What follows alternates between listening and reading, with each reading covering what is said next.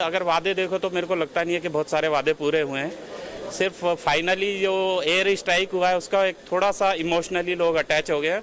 Otherwise this government is failure on each and every part. महंगाई में तो बहुत ज़्यादा फेलियर है और हर तरह से फेलियर है ये गवर्नमेंट। मेरे हिसाब से एक पुलवामा को लेके ये नहीं जीत सकते। मोदी साहब गवर्नमेंट ने भरपूर कार्य किए हैं, सभी को संतुष्ट नहीं किया जा सकता। देश के अंदर भी कुछ गद्दार लोग रहते हैं, वो गद्दारी की बात करते हैं, इसलिए बीजेपी गवर्नमेंट बहुत अच्छा काम कर रही है और बहुत अच्छा करती रहेगी। बालाकोट स्ट्राइक के अलावा मुझे बता दीजिए बीजेपी के पास इसके अलावा क्या मुद्दा है सर?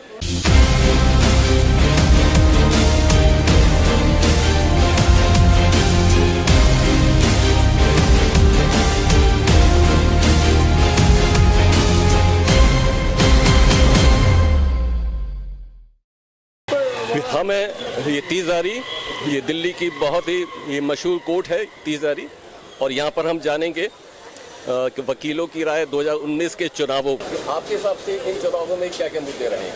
बहुत सारे मुद्दे हैं, जैसे पिछले 4-5 साल में जो भी पिछली गवर्नमेंट ने जो कमिट किया था वो कहाँ तक फुलफिल हो पाया है, और सिक्योरिटी लैप्सेस जो रहे हैं, वो सारे मुद्दे हैं जो इस चुनाव में मुद्दे रहेंगे। अपार्ट फ्रॉम राष्ट्रवाद तो होता ही है। आम आदमी के नाते ये सब आप जब वोट करने जाएंगे तो क्या मुद्दे आपके यहाँ पर हावी रहेंगे? मुद्दे काफ़ी मुद्दे हैं जो ये गवर्नमेंट हर उसमें फेलियर रही है। लाइक अपना बेरोजगारी है, और इन्होंने कहा था कि पेट्रोल को भी हम जीएसटी में लाएंगे, तो जो कि अभी तक नहीं आया, जो मेन मुद्दा है लोगों का। और काफ़ी मुद्दे हैं। महंगाई में तो बहुत ज़्यादा फेलियर है और हर तरह से फेलियर है ये गवर्नमेंट। मेरे हिसाब से एक पुलवामा को लेके ये नहीं जीत सकते। बहुत काफ़ी और मंदिर मस्जिद का इशू आज की तारीख में हर चैनल पे ये डिबेट होती है, तो वो डिबेट एक आम आदमी को कितना असर कर पाती है? क्या मंदिर और मस्जिद का इशू ऐसा है कि जो चुनाव में किसी एक पार्टी को फायदा और दूसरी पार्टी को नुकसान ये दिला सकता है? देखो, जहाँ तक सवाल है मंदिर मस्जिद का, तो आम लोगों को इस सब से कोई लेना देना नहीं है, क्योंकि उनके पास इतना टाइम ही नहीं है कि वो मंदिर मस्जिद करें, केवल एक पॉलिटिशियन को छोड़ के। क्या क्या मुद्दे हैं आपको? देश भर में मुद्दे ये हैं, जो पहले मोदी आया उस दौरान भी बेरोजगारी, शिक्षा और स्वास्थ्य के बारे में इन्होंने बहुत सारी अनाप शनाप बात करी, लेकिन वो चीज़ें अब है नहीं, जो रियल में है वो चीज़ है नहीं। नहीं स्वास्थ्य के बारे में कुछ किया, अस्पताल खोल लेना है, कोई यूनिवर्सिटी खोल लेना है, कोई विश्वविद्यालय, कोई सेंट्रल यूनिवर्सिटी खोल लियो। अस्पतालों के लिए तो प्रधानमंत्री आयुष्मान योजना है, जो कि 5 लाख रुपए हर गरीब को मिलेंगे। वो किसी को नहीं मिलते। वो कहने को तो सिलेंडर फ्री में दिए हैं, लेकिन वो किसी को दे दिया, किसी को नहीं दे दिया। ऐसी योजना मोदी की जो 15 लाख की वो थे, वो भी सारी की सारी झूठी साबित हुई है जी। जो नोटबंदी हुई और जीएसटी लागू हुआ जी, तो उससे क्या क्या नुकसान हुए? जीएसटी भी ज़्यादा कारगर नहीं है। जो छोटे छोटे जो उद्योग, लघु उद्योग थे, आज वो भी लोग जीएसटी लेने के चक्कर में सीए पता नहीं 5-5, 10-10 हज़ार रुपये।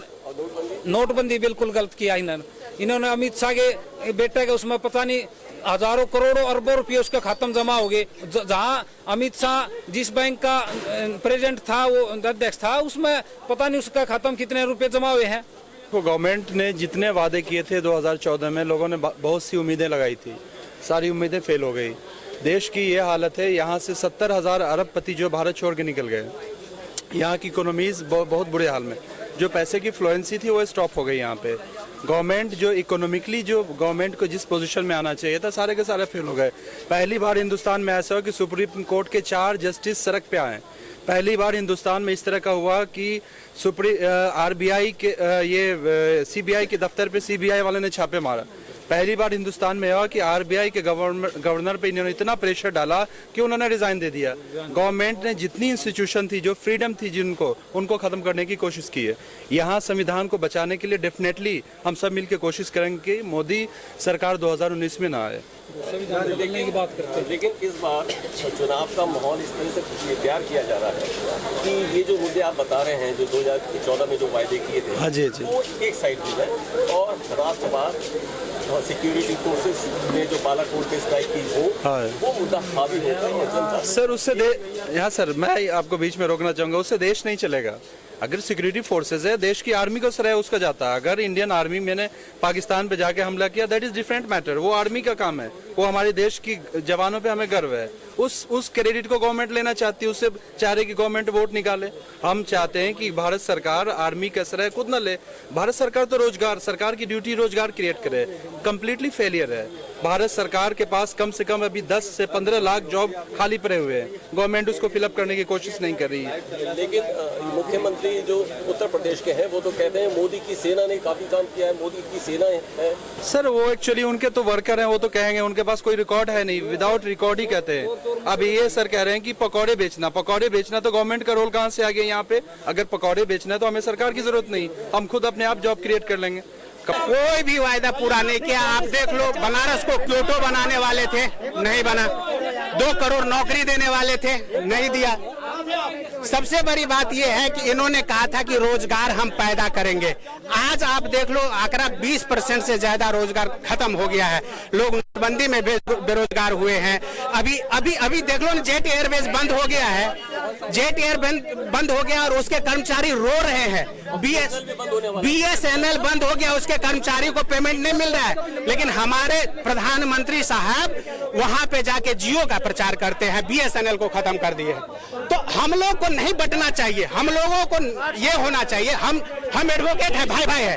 हम लोगों के देश में जब तक हम जनता एक नहीं होंगे, कोई सरकार आए हमें कोई मतलब नहीं है, चाहे बीजेपी आए कांग्रेस आए। जो आए और जो वादा करे, उस वादा को करवाने के लिए, पूरा करवाने के लिए हम लोगों को एक होना होगा। अगर हम लोग बटे रहेंगे तो हम लोगों को भावात्मक मुद्दा में बांट के ये सारे नेता हमें लूटेंगे। कम पढ़े लिखे, नाचने गाने वाले, फिल्मी दुनिया वालों को तुम लोग टिकट दे रहे हो। वो उससे एक इंजीनियर और एक डॉक्टर, एक वकील, वो कम पढ़ा लिखा है आदमी नाचने गाने वाले आदमी को जब सांसद बनाएगा, उससे देश के भविष्य के लिए क्या उम्मीद करेगा? भाषणों में खुद मोदी जी बालाकोट की स्ट्राइक के बारे में बोलते हैं कि बालाकोट की स्ट्राइक के बेसिस पर आप मुझे वोट दीजिए। तो ये कहाँ तक जायज़ है, एक फौजियों को, एक सिक्योरिटी फोर्सेस को आप चुनाव प्रचार में लाएं? सर राम नहीं मिला तो बालाकोट स्ट्राइक के अलावा मुझे बता दीजिए बीजेपी के पास इसके अलावा क्या मुद्दा है? सर 3 चीज़ों पे आई थी सर बीजेपी।